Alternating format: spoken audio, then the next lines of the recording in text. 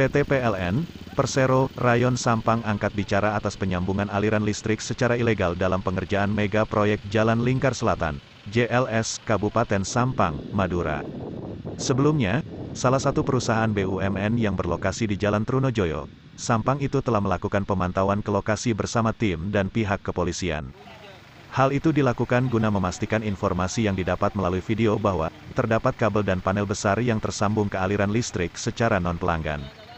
Begitupun kami ingin memastikan kinerja petugas PLN sendiri apakah ada kesalahan saat menjalankan operasi, kata manajer PT PLN, Persero, Rayon Sampang, Abde Gafur. Untuk hasil dari pemantauan tersebut, ternyata penyambungan listrik ilegal yang dilakukan oleh kontraktor pengerjaan proyek JLS benar adanya.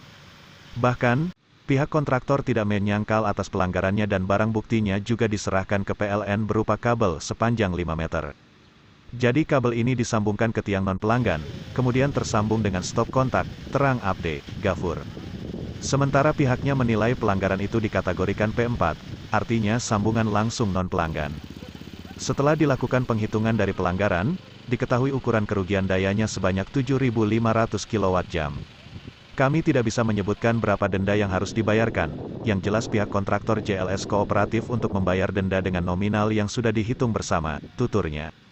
Lebih lanjut, untuk peraturan di tubuh PLN atas kasus pencurian aliran listrik, kata Gafur adalah perdata sehingga timbul sebuah tagihan alias denda yang harus dibayar oleh yang bersangkutan. Selama denda itu dibayar, kita sudah closing, kecuali pihak JLS tidak kooperatif, maka kita akan limpahkan ke kepolisian. Pungkasnya, untuk diketahui, pengerjaan proyek JLS Sampang berlokasi di Desa Pengonsean, Kecamatan Torjun dan dikerjakan oleh PT Asri Karya Lestari senilai sekitar 204,5 miliar rupiah. Bebasnya, semua tidak ada yang ngaku. Otomatis di sini tanggung jawab manajemen proyek. Kan tidak ada yang ngaku semua tadi ini, tidak ada yang ngaku siapa yang lakukan, tidak ngaku. Otomatis tanggung jawab manajemen proyek semua. Tadi juga penggunaannya HP sama penanganan PJU ya. HP kena sekitar 4 jutaan ya. 4 jutaan. 1,5 bulan. 1,5 bulan. Jauh kayaknya itu. Iya lah, kan itu kami sudah bahas tadi. Kalau masa yang ngeluarin denda itu kan dari Enggak, maksudnya gitu. Jauh penggunaan cuma HP dengan listrik. Nah, yang ngerti itu kan PLN mas. Cara ngitungnya itu gimana saya nggak paham. Ya itu tadi artinya PLN yang lebih tahu masalah teknis. Kalau memang secara logika jauh dari penggunaannya cuma HP sama listrik. Meskipun HP 10 lah katanya 10 lampu ya. Nggak mungkin lah sampai segitu. Cuman sekarang PLN lebih tahu. Apa itu termasuk denda atau sebagainya itu tidak tahu. Kami teknis di sini dah. Bisa saja penggunaan alat listrik. Ya, bisa saja, bisa. Untuk dendanya sudah dibayar, Pak? Belum. Sudah, Pak. Sudah. Tanggapannya, Pak? Tanggapan saya ya kalau memang artinya sekarang dari APH sudah mengetahui kan bukan delik laporan, kan delik aduan. Nah, ya bisa diproses secara hukum. Nantinya itu diprosesnya melalui APH. Nah, APH itu bisa memanggil Pak kontraktor di sini. Bisa. Kalau semisal nanti ini diselesaikan secara keseluruhan tadi, untuk proses hukumnya itu seperti apa nanti? Nah, kan hukum itu artinya ada diselesaikan secara mufakat, secara musyawarah bisa. Hukum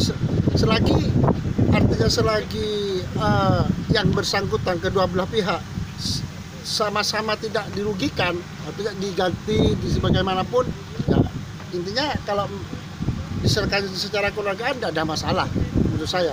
Cuman ya kalau pendapat saya sebagai komisi di sini seharusnya ini ada tindakan walaupun tindakan dipanggil secara secara resmi oleh dari pihak hukum sehingga mengetahui jelas apakah ini diserahkan secara kekeluargaan atau enggak kan gitu. Menyinggung terkait PLN adalah BUMN, Pak. BUMN itu kan disertai dengan undang-undang ketenaga listrikan. Ya. Barang siapa yang melawan hukum dengan mencuri itu kan didenda dan dipenjara. Ini dari Dewan sendiri dari Komisi 3 mendukungkah atas temuan seperti ini?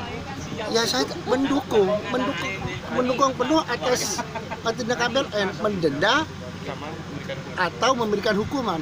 Yang dipilih PLN sekarang mendenda. Ya itu cara PLN aja sekarang pilihannya mendenda, bukan menghukum.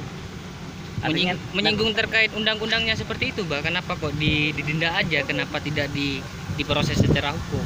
Nah, itu kembali ke tadi.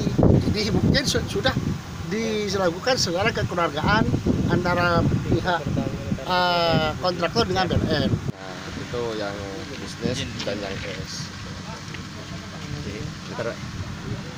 Dari masalah detailnya ditanyakan ke pihak PLN, saya juga kurang paham. Pembayarannya kapan, Mas? Pembayarannya ini dilakukan kemarin.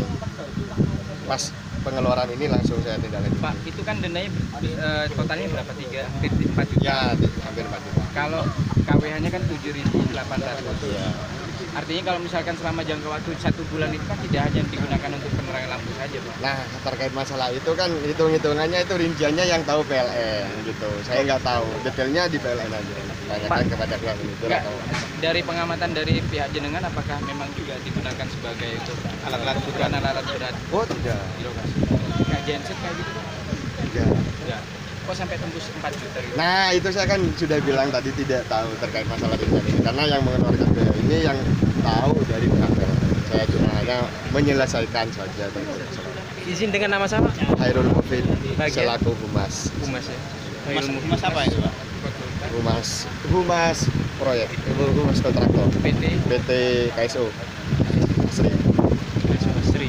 Dan KSO Sri. Terkait masalah kita ada laporan atau harus menghadapi hal sesuatu atau ada surat yang kita tetap mendatangi undangan dasar. Terkait masalah siap tidak siap itu ya nanti kalau ada panggilan ya pasti harus kita datang. Intinya itu aja lah ya. Artinya siap hadiri jika ada panggilan dari APH. Jika ada panggilan atau ada surat. Terima kasih sudah nonton. Jangan lupa like, subscribe, dan share ya.